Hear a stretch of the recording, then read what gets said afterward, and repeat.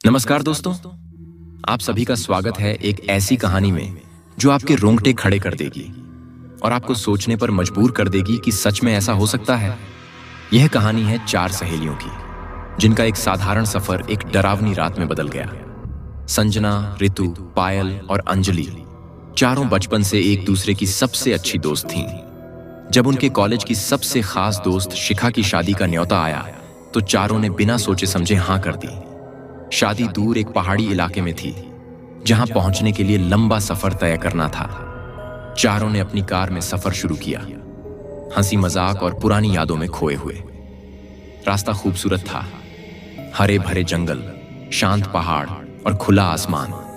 जब वे शिखा के गांव पहुंची तो वहां का शांत माहौल और गांव की सादगी ने उनका दिल जीत लिया। शादी में 2 दिन बाकी थे और शिखा ने उन्हें गांव के करीब के जंगल के बारे में बताया, जहां शाम को घूमने का प्लान बनाया गया। शाम होते ही चारों सहेलियों ने सोचा कि चलो जंगल की ओर चलते हैं। शिखा ने मना किया कि उस जंगल में रात के समय जाना ठीक नहीं, लेकिन उत्सुकता और रोमांच की चाह में उन्होंने उसकी बात को हल्के में लिया। जंगल घना था, लेकिन हवा में कुछ अजीब सा था। पहले तो सब कुछ ठीक था, चारों हंसते खेलते आगे बढ़ रही थीं। लेकिन जैसे जैसे अंधेरा घना होने लगा, वैसे वैसे माहौल में एक अनजानी सी बेचैनी छाने लगी। और फिर अचानक कुछ ऐसा हुआ जिसने उनके होश उड़ा दिए।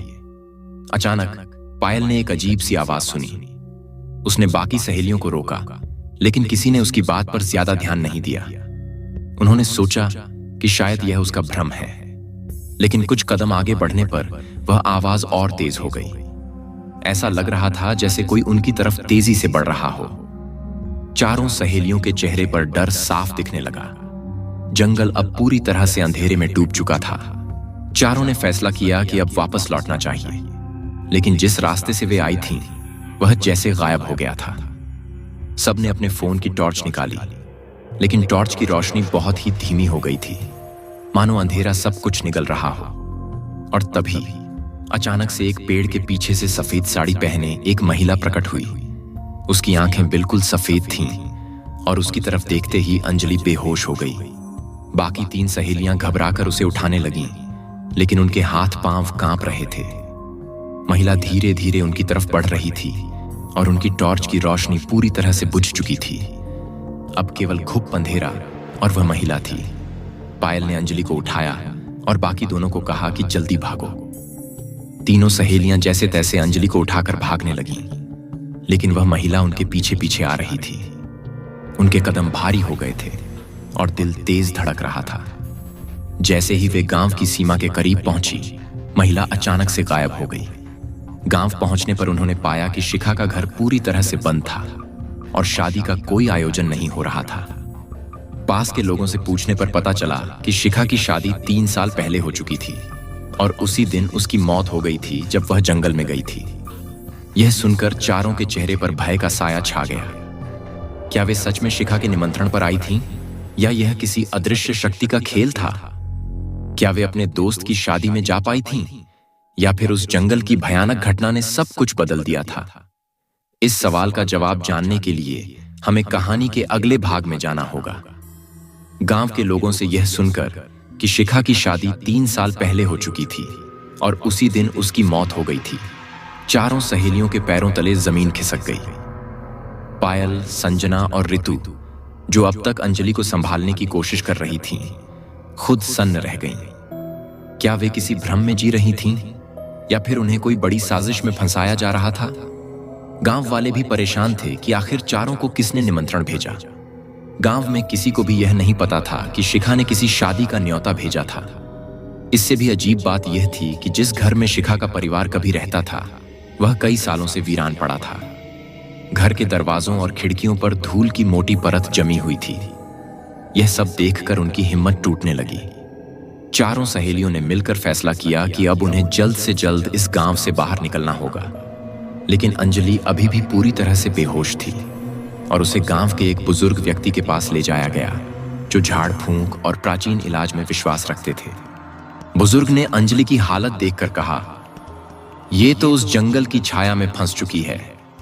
इसे बचाना मुश्किल होगा अगर जल्द ही कुछ नहीं किया गया।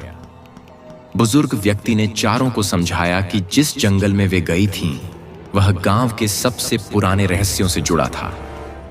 बहुत साल पहले शिखा की दादी ने उसी जंगल में अपनी जान दी थी। उसकी मौत के बाद से उस जंगल में अजीब घटनाएं होने लगी थीं। गांव वालों का मानना था कि उसकी आत्मा अब भी जंगल में भटकती है और जो भी रात के समय वहां जाता है उसे अपनी गिरफ्त में ले लेती है। यह सुनते ही चारों सहेलियों का डर और भी बढ़ गया। क्या उस सफेद साड़ी वाली महिला जो उन्होंने देखी थी वास्तव में शिखा की दादी की आत्मा थी? और अगर ऐसा था तो क्या उन्होंने शिखा को भी देखा था? बुजुर्ग ने उन्हें बताया कि अब एक ही रास्ता था अंजलि को बचाने का। उन्हें वापस उसी जंगल में जाना होगा और शिखा की आत्मा से माफी मांगनी होगी। सुनते ही संजना और ऋतु ने इसका विरोध किया।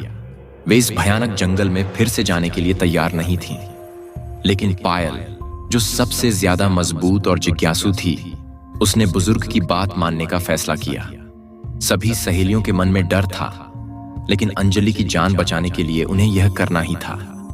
रात का समय हो चुका था और चांदनी हल्की हल्की चमक रही थी। चारों ने बुजुर्ग के दिए हुए निर्देशों का पालन किया और उस जंगल की ओर चल पड़ी। जैसे ही वे जंगल में दाखिल हुईं, उन्हें फिर से वही अजीब सी आवाजें सुनाई देने लगीं। इस बार वे तैयार थीं, पर फिर भी डर के मारे उनकी सांसें तेज हो रही थीं। जंगल के बीच में पहुंचकर पायल ने बुजुर्ग की बताई हुई प्रार्थना पढ़ी और शिखा की आत्मा से माफी मांगी। कुछ देर तक वहां शांति थी, लेकिन अचानक हवा में एक सर्द झोंका आया और वह सफेद साड़ी वाली महिला फिर से उनके सामने प्रकट हो गई। इस बार उसकी आंखों में नफरत नहीं, बल्कि एक अद्भुत शांति थी। उसने धीरे से कहा, तुम लोगों ने मेरी गलती को स्वीकार किया, इसलिए मैं तुम्हें माफ करती हूं। लेकिन ध्यान रखना, यहां कोई और कभी ना आए। इतना कहकर वह धीरे धीरे हवा में गायब हो गई। अंजलि ने आंखें खोली और उसे होश आ गया। चारों सहेलियों ने राहत की सांस ली, मानो उन्होंने मौत को मात दे दी हो। उन्होंने तुरंत गांव लौटने का फैसला किया और अगली सुबह गांव छोड़कर वापस अपने घर चली गईं। गांव वालों ने भी सुना कि चारों ने शिखा की आत्मा से माफी मांगी और तब से उस जंगल में कोई भी अजीब घटना नहीं हुई।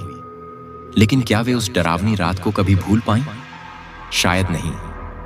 इस भयानक अनुभव ने उनकी दोस्ती को और भी मजबूत कर दिया। लेकिन एक बात साफ थी, अब वे कभी भी किसी अज्ञात जगह पर रात के समय घूमने का साहस नहीं करेंगी। कहानी का अंत यहीं होता है, पर सवाल यह है कि क्या आप उस जंगल में जाना चाहेंगे जहां आत्माओं का राज्य है? कहानी तो यहीं खत्म हो जाती है, लेकिन जो डर उन्होंने महसूस किया वह शायद हमेशा उनके साथ रहेगा। और आपको ऐसी स्टोरी अच्छा लगता है तो वीडियो को एक लाइक करके सब्सक्राइब करें ताकि वीडियो सबसे पहले आप तक पहुंच सके। Thanks for watching.